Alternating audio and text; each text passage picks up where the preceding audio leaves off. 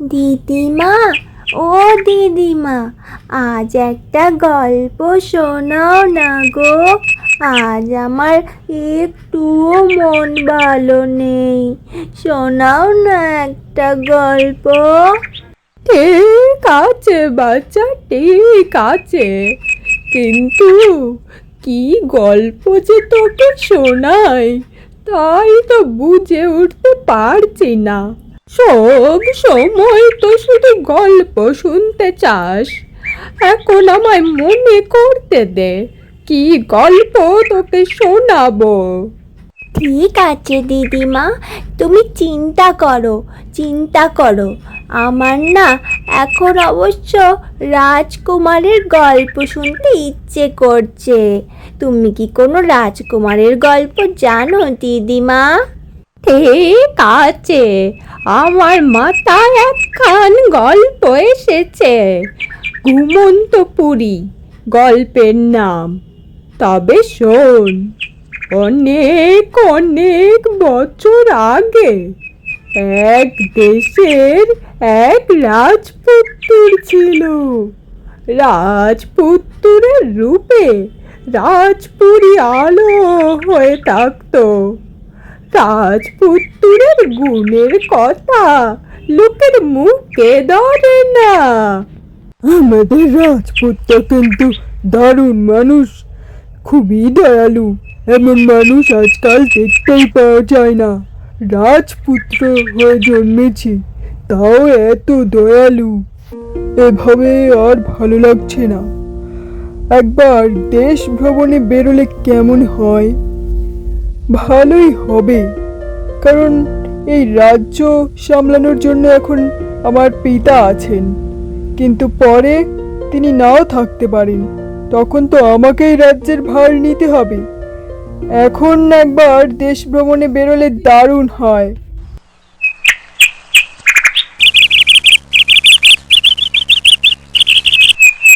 পিতা, আমি ঠিক করেছি যে আমি দেশ ভ্রমণে বের হব। আপনি আমার আজ্ঞা দিন পিতা। ঠিক আছে পুত্র, আমার কোনো আপত্তি নেই, কিন্তু তোমার মা হয়তো রাজি হবেন না। তুমি চিন্তা করো না, আমি তাকে রাজি করাবো। আপনাকে অনেক অনেক ধন্যবাদ পিতা, আপনি খুব ভালো পিতা। আমি তবে এখন আসছি পিতা, আমায় যে আবার ভ্রমণে যাওয়ার জন্য তৈরি হতে হবে। প্রণাম পিতা।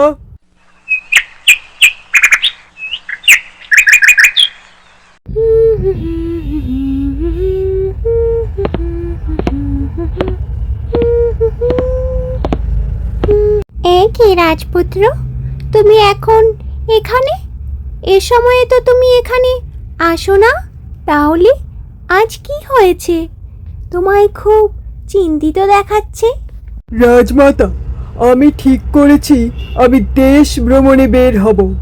আমার আর এভাবে ভালো লাগছে না রাজমাতা। পিতা আমায় অনুমতি দিয়েছেন, কিন্তু আপনার অনুমতি ছাড়া তো আমি যেতে পারি না। তাই আপনার কাছে অনুমতি চাইছি। কিন্তু পুত্র, আমি কিভাবে তোমায় অনুমতি দেব? তুমি একা একা দেশ ভ্রমণে যাবে এমন একটা সিদ্ধান্ত একা একা কিভাবে নিতে পারলে? তোমার এই সিদ্ধান্তে আমার মন যে কিছুতেই রাজি হচ্ছে না রাজকুমার। তুমি এ মোটেই ঠিক করনি। কিন্তু মহারাজ যখন অনুমতি দিয়েই দিয়েছেন, তখন আর আমার কি বা বলার থাকতে পারে। তুমি যেতে পারো, আমি আর কিছুই বলতে চাই না। আমায় ক্ষমা করবেন রাজমাতা, আমি খুবই খুবই দুঃখিত। আমার আর কিছুই করার নেই মাতা, আমি যে মনস্থির করে ফেলেছি।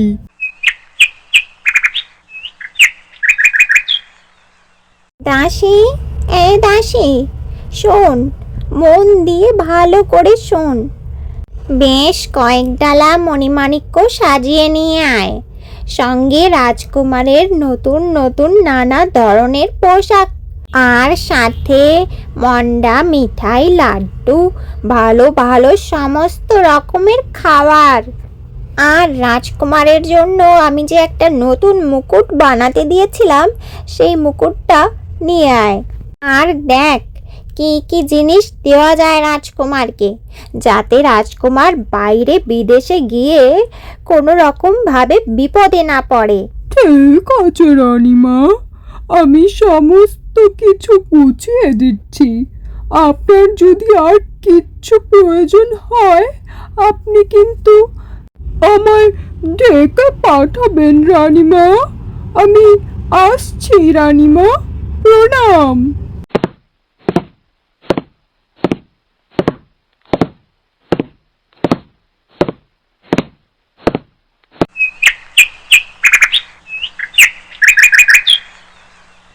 রানী, তুমি এসব কেন করছো? রাজপুত তো এসব কিছুই নিয়ে যাবে না। সে যে ছদ্মবেশ নিয়ে যাবে বলে স্থির করেছে। তুমিও অত ভাবনা করো না। ঠিক আছে মহারাজ, আপনি যখন বলছেন তখন আমি আর এসব নিয়ে ভাবনা করব না।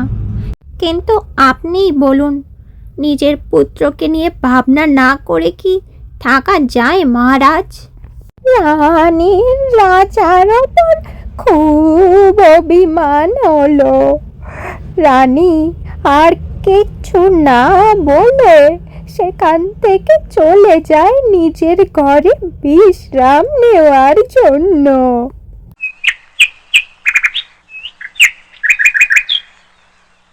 রাজমাতা, পিতা, আমি তবে আসছি। আপনারা কিন্তু আমার জন্য একদম চিন্তা করবেন না। রাজকার্য সামলান, আমি সময়ের আগে ঠিক ফিরে আসব। আর আমি দেশে ফিরে আপনার কাজে অনেক সহায়তা করব পিতা, আমি আপনাকে কথা দিচ্ছি। তবে আমায় এখন বিদায় দিন। ঠিক আছে বাবা, সাবধানে যাস, সময় মতো খাবার খেয়ে নিস, কিন্তু কোনো বিপদে পড়লে অবশ্যই আমাদের খবর পাঠাস। আমার তো ভীষণ চিন্তা হচ্ছে। মহারাজ আমায় চিন্তা করতে বারণ করছেন, কিন্তু আমি কি করে না চিন্তা করে থাকতে পারি বলতো? সাবধানে যাস বাবা, নিজের খেয়াল রাখিস। যাইতে যাইতে যাইতে কত দেশ, কত পর্বত, কত নদী, কত রাজার রাজ্য ছেড়ে রাজপুত্র এক বনের মধ্যে দিয়ে গিয়ে উপস্থিত হলেন। দেখেন, বনে পাখি পাখালির কোনো শব্দ নাই, বাঘ ভালুকের সাড়া নাই। রাজপুত্র চলিতে লাগিলেন।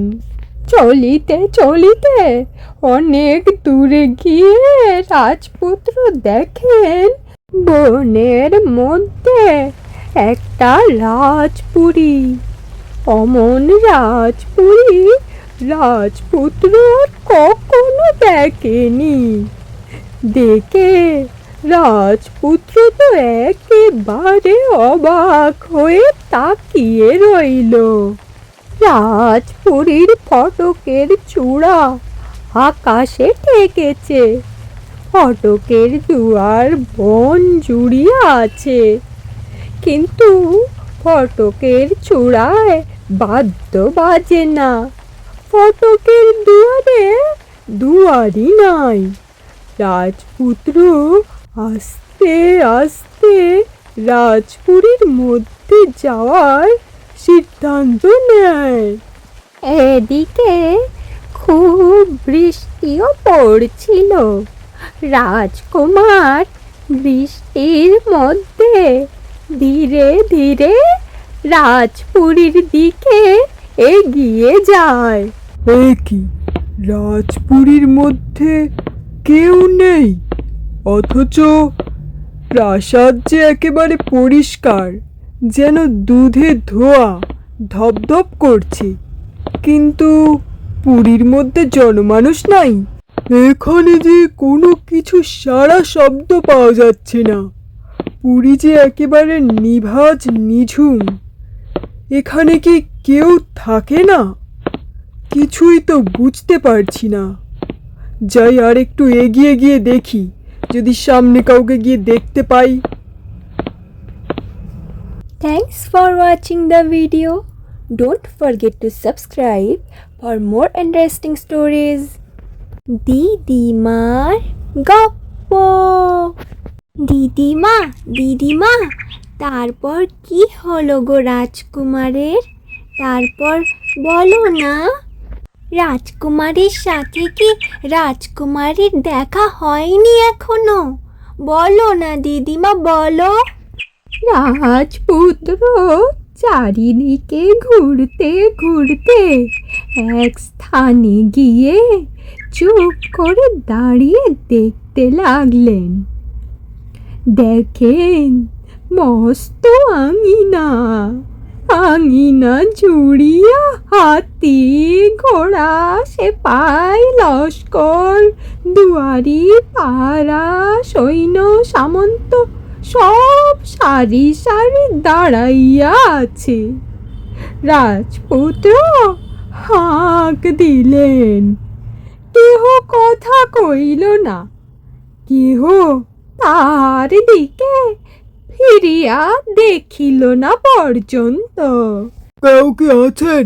আমাকে কি কেউ শুনতে পাচ্ছেন? দয়া করে আপনারা একটু কিছু বলবেন। আপনারা কি আমায় দেখতে পাচ্ছেন?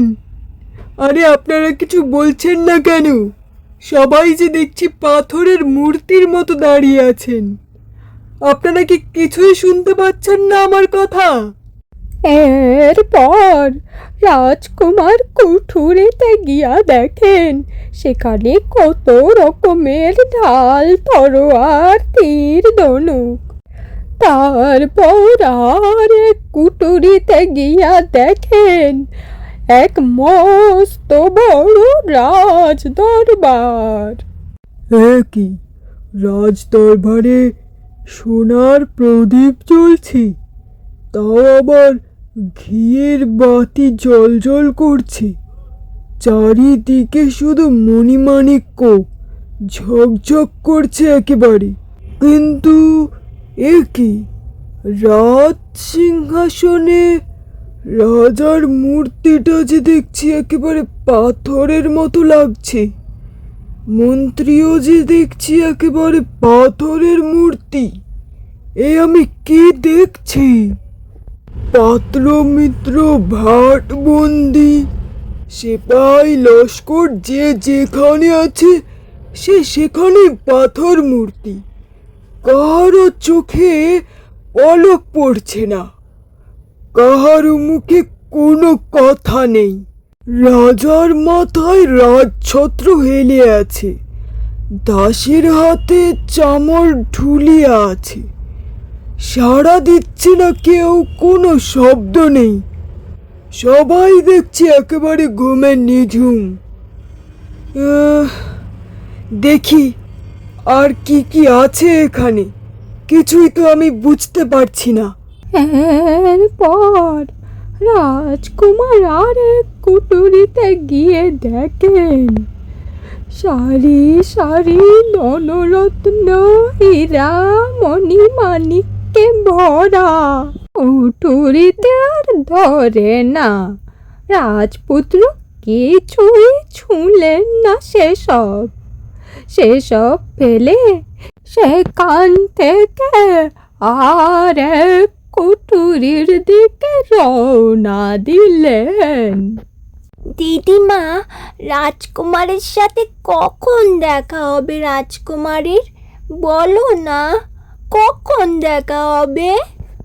ওরে থাম, গল্পের মধ্যিখানে এমন করে থামিয়ে দিস না বাছা। আমি বলছি তো, শোন মন দিয়ে গল্পটা।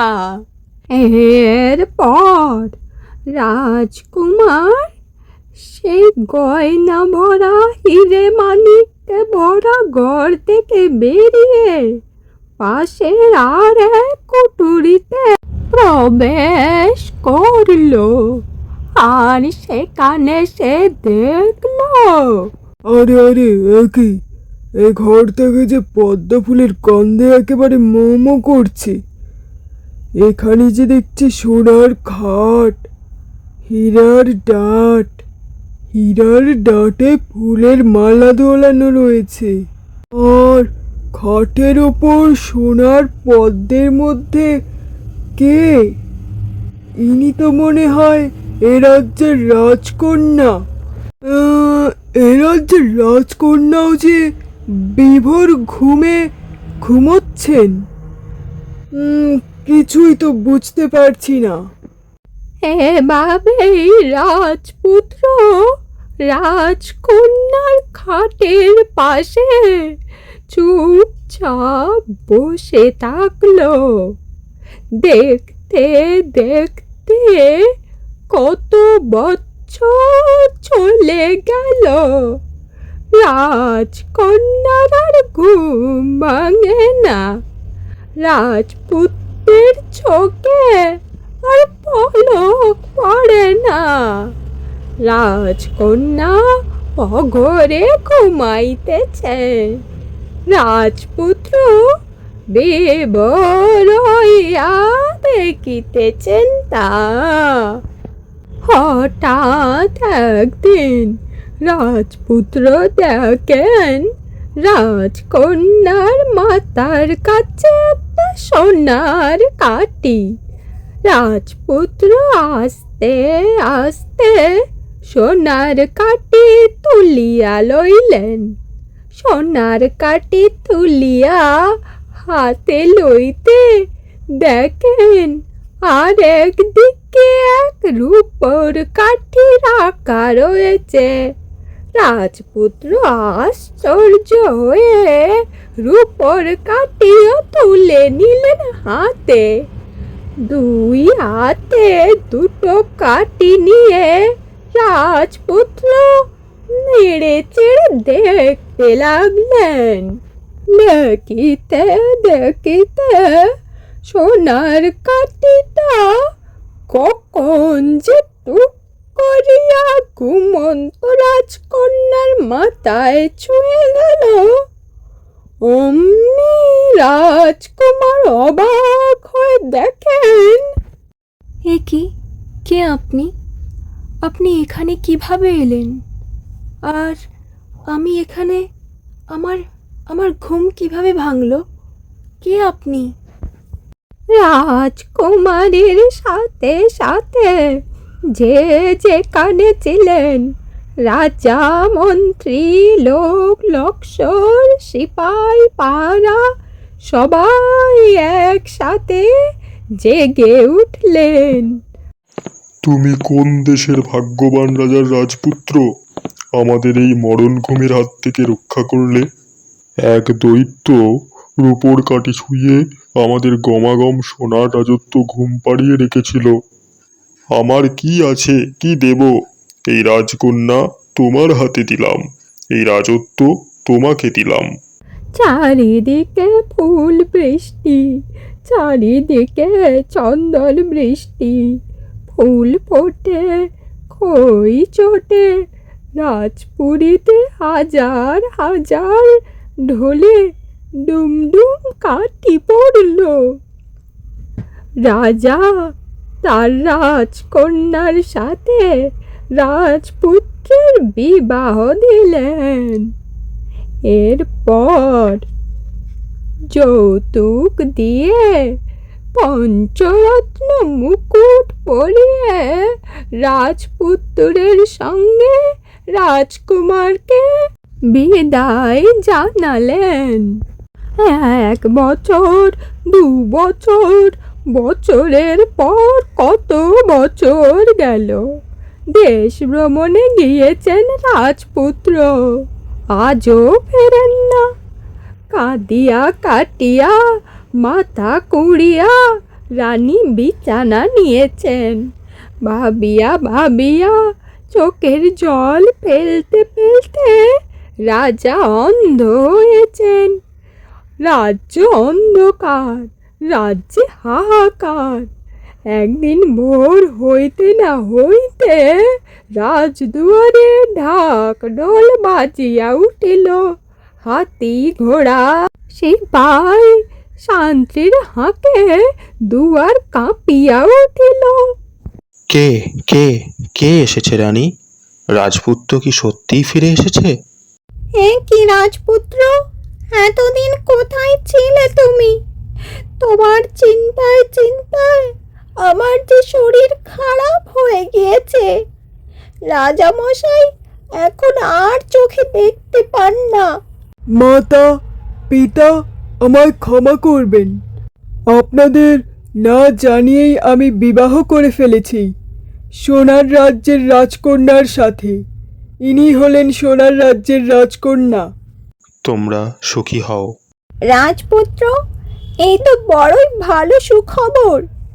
দাসী, দাসী, তাড়াতাড়ি বরণ ডালা সাজিয়ে নিয়ে আয়। কোথায় গেলি রে তোরা সব? এরপর রানী, রাজকুমার আর রাজকন্যাকে বরণ করে অন্দরমহলে নিয়ে গেলেন। আর রাজকুমার সোনার কাঠি রাজার চোখে ছুঁয়ে দিয়ে রাজাকে সুস্থ করে তুললেন। এরপর তারা সুখে শান্তিতে বসবাস করতে লাগলেন। Thanks for watching the video. Don't forget to subscribe for more interesting stories. Didi Mar Gappo.